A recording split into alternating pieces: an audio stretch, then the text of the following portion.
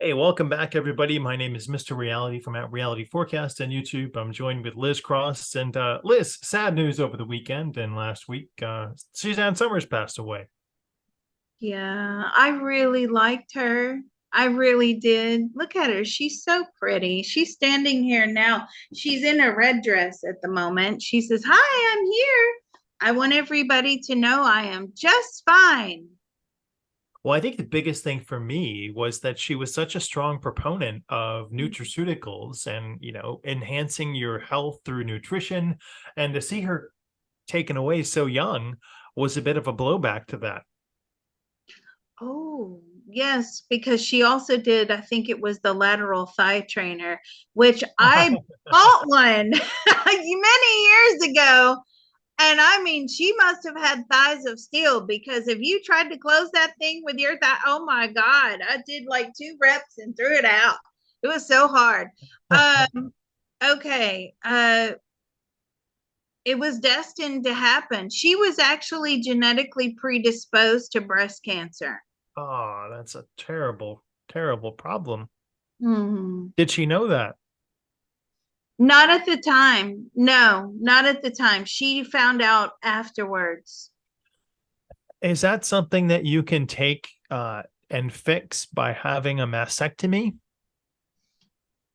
That's one way as well, but it's about really fighting against it. It's almost inevitable. The genetic predisposition she had was pretty much inevitable. Yeah, I remember that happened to Angelina Jolie too, and she had a mastectomy to help mitigate that issue.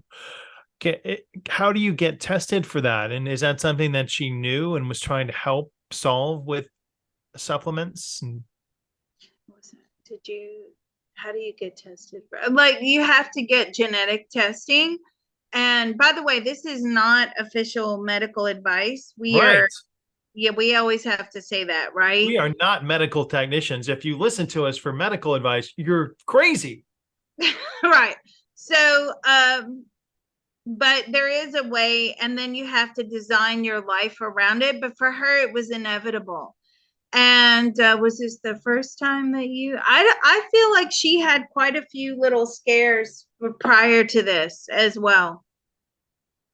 And so what does she take away from the life? I mean, she had a wonderful life, very famous. How did she balance her fame and her personal life on Earth?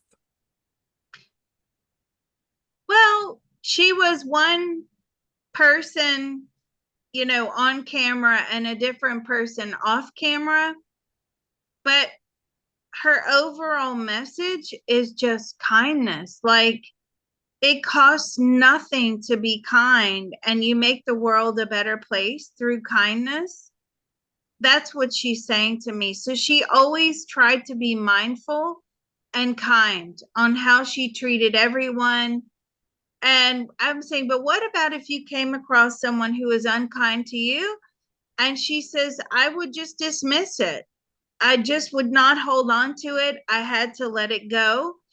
Sometimes when we come across an incident of unkindness for whatever reason, it's usually reflective of the person that's being unkind, not reflective of us as a whole.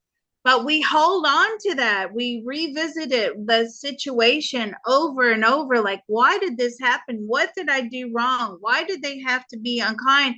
She actually says, no, I immediately would do like a little prayer that she would say, and I can see her flicking the energy away from her.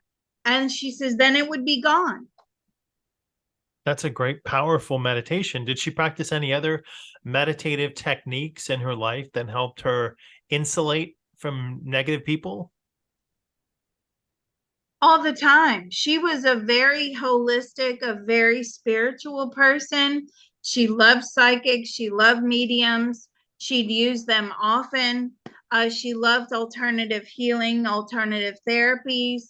And that she wears that like a badge of honor, that she did so many alternative things.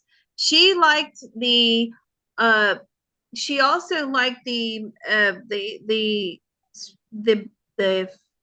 foundation. So she also liked the foundation of you can heal yourself, and she believed that, and that's what she thrived on.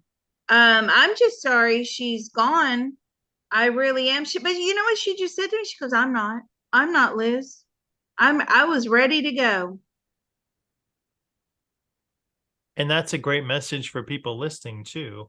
If they're feeling like they have unfinished business and they don't want to go, and there comes a time, I guess, what was her journey like to the other side, her crossing over? Can she explain that, or is that a personal issue for her? No, she said it was very beautiful. She was ready to go. She embraced it. She says, I was above my body. I raised my arms out and I just succumbed to like the vacuum. Like it's almost like, there's no better way for me to really describe it. Those of you not in the US, you may not understand this, but here in the US, we have like drive-through bank tellers, right? You know the little thing that goes, it goes in The the little vacuum tunnel, tubes that go the whoosh. vacuum. Yeah, it's like that. And how long did it take you to travel? It took her 2 hours. Now, that's interesting to me because I know when people pass that it usually takes 45 minutes to an hour and a half. She says it actually took her 2 hours. And when you got to the other side, who was there to greet you? And I feel like it's either a mother or a grandmother that was there to greet her. She's showing me it was a wonderful reunion, and she's exceptionally happy to be where she is. She's like, the earth plane, you can keep that. So there's an electrical activity that happens as we're in a body and using our body. If we could sustain that electrical activity in our body, would that help with continuing our life? Or is there a point where the soul says, check out time? Why was your soul ready to go? It had accomplished everything. It was ready to go. What if we sustain the election? No, you can't force the soul to stay in the body. You can't. Can't we? No. No. You know what? I've had so many people, and she just confirmed it. I've done so many sessions, on people that were dying. They wanted to live forever. They actually wanted to be the one that, they chose when to die, and they took the body with them instead of leaving it here on the earth plane. They just would graduate into another dimension. And no, you cannot force the soul to stay in the body. You can't. Is there a way to put the soul into another body, like Invasion of the Body Snatchers? Is there a way to put the soul into another body? Yes, but you do that through the reincarnation process. And I'm sorry, it's Thighmaster, not lateral thigh trainer, whatever. Thighmaster, that squeezy thing. Oh my God. Let me ask her this. How on earth did you manage to squeeze that Thighmaster? She's like, it was easy. Oh my God. Is there anything else she'd like to share with her fans and followers? She just is grateful that you all made a space for her in your hearts and in the universe.